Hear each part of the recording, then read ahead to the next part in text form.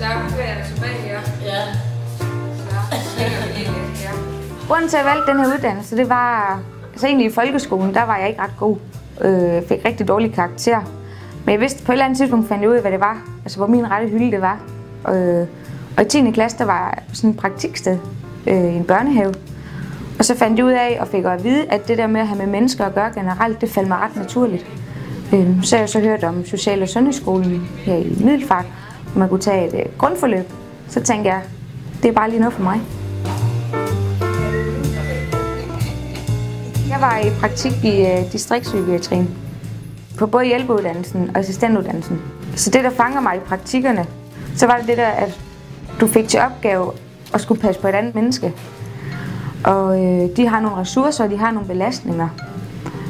Og så det der med at kunne stille nogle krav, der tilpasser sig deres ressourcer, så det bliver en succesoplevelse. Det, de kommer op om morgenen, det er den personlige pleje, hygiejnen, altså det bare kører. Og det er jo så der, du får en masse læring om på skolen. Og det egentlig virker i praksis, det er ret fedt. Det, jeg holder allermest ved med det job, jeg har i dag, det er aldrig ved, hvad der venter mig, når jeg kommer ud om morgenen. Og så er det det der med de der små sjove stunder. Mange de siger jo, at man gerne vil gøre en forskel.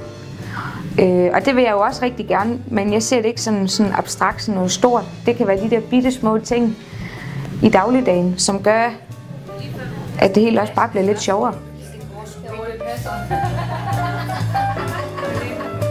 Det er også bare det der med, at de mange, de tror ældre, de bare er gamle og kedelige, og det er de bestemt ikke. Der sker rigtig mange sjove ting, også nogle gange, hvor det egentlig er mig, der sidder med røde kinder, hvor jeg tænker, der gik grænsen, men det gjorde den så ikke for dem, så det er bare fint, det skal de bare have lov til.